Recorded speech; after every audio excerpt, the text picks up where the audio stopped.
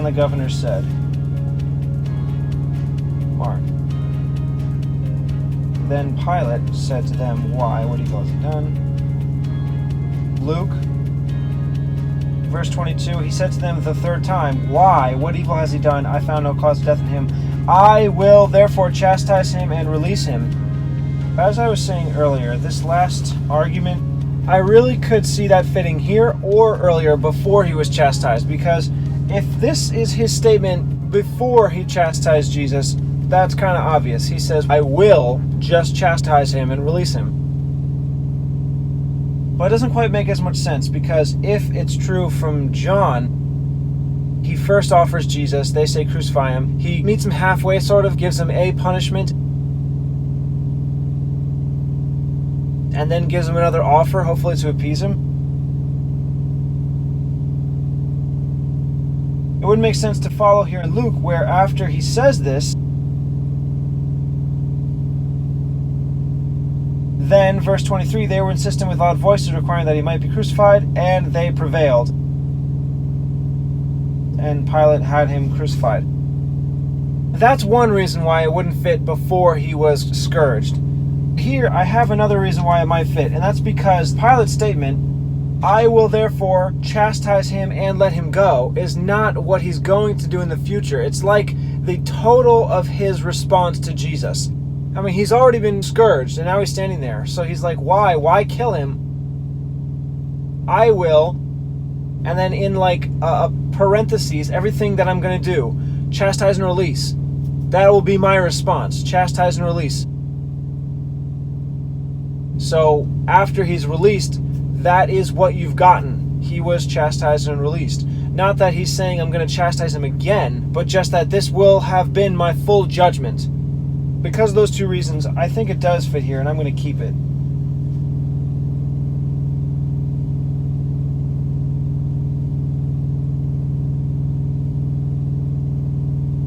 So, Matthew, and the governor said, Mark, then Pilate said, so I'm going to go Pilate the governor, as I've done before. Then Pilate, so that then is from Mark. Pilate from Mark. The governor from Matthew. Mark and Matthew said, Mark to them,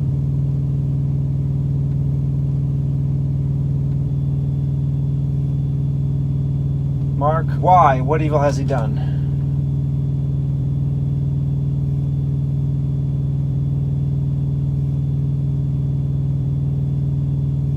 Luke is why? What evil has he done?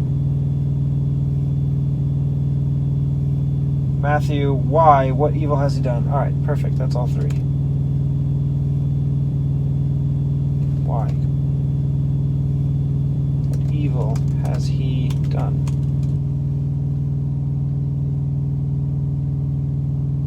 Luke continues, I have found no cause of death in him. I will therefore chastise him and let him go. That last part I've already used. I will chastise him. So now I'm just going to put, I have found no cause of death in him.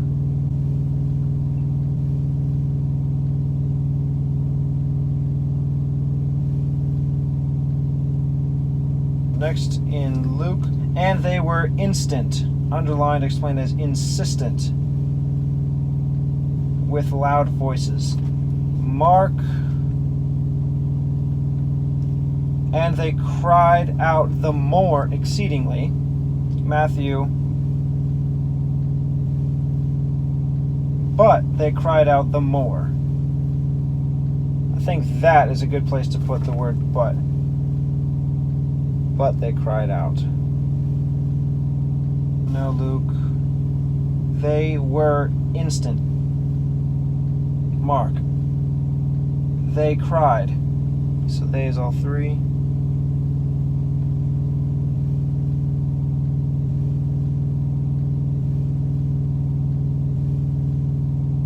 Matthew cried out the more. Mark cried out the more exceedingly. Matthew and Mark. cried out the more, and Mark has exceedingly. Luke has with loud voices.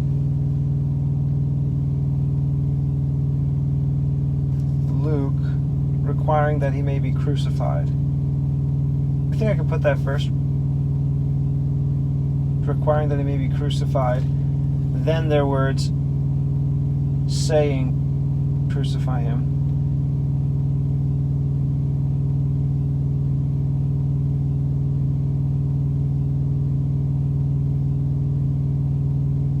Matthew saying, and then they're chanting from Mark, crucify him. John has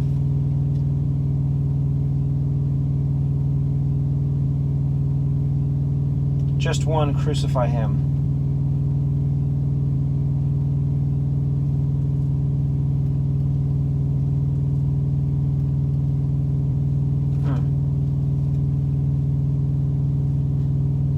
With John, where it says, Pilate says to them, shall I crucify your king? The chief priest answered, we have no king but Caesar. Should that be before they call out, crucify him, crucify him? Well, no, I don't think it should, because John has crucify him first.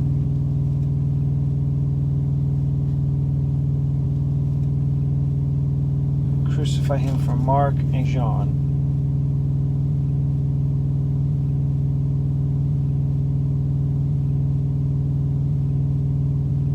Now I'm going to put from John, Pilate's last question.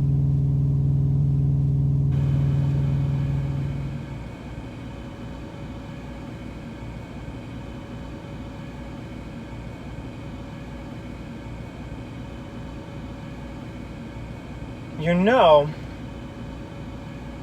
I don't think I combined their last cries for Jesus to be crucified properly. It says Pilate saw he could prevail nothing and that a tumult was made.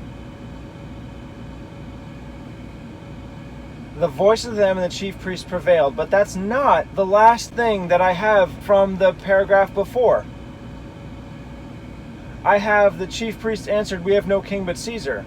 That's not a riot. That's the chief priest giving a respectful, debate-like answer. He gives them a question.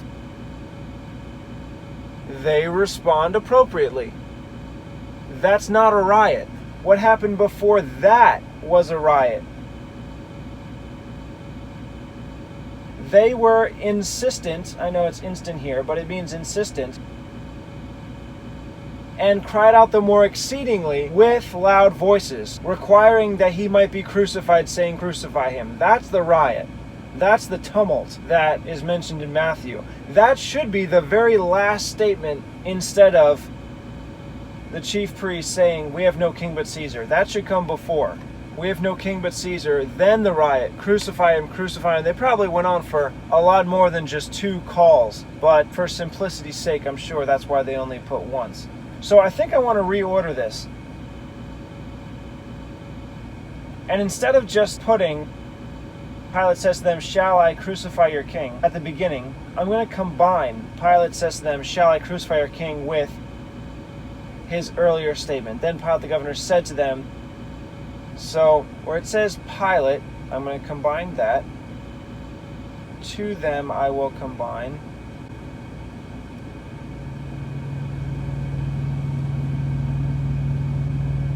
Shall I crucify your king? I thought about this for a little while. I think the best place to put it is right in the middle of this statement. Why? What evil has he done? I'll have him saying, why shall I crucify your king? Then, what evil has he done?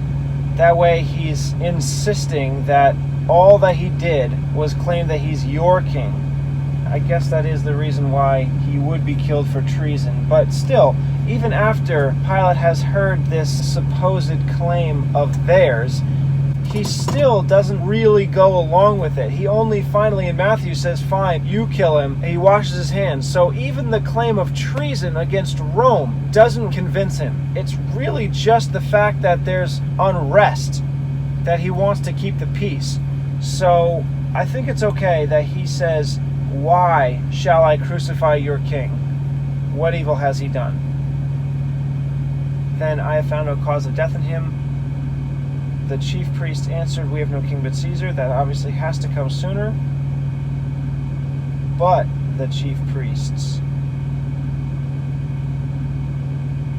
answered, "We have no king but Caesar."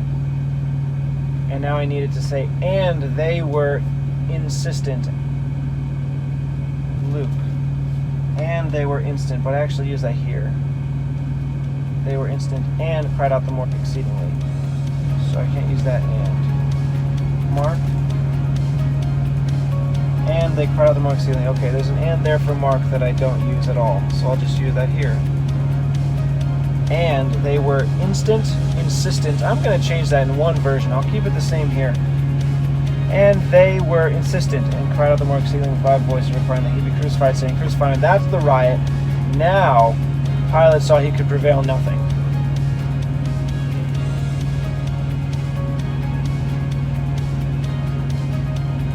Yeah, this is a lot better.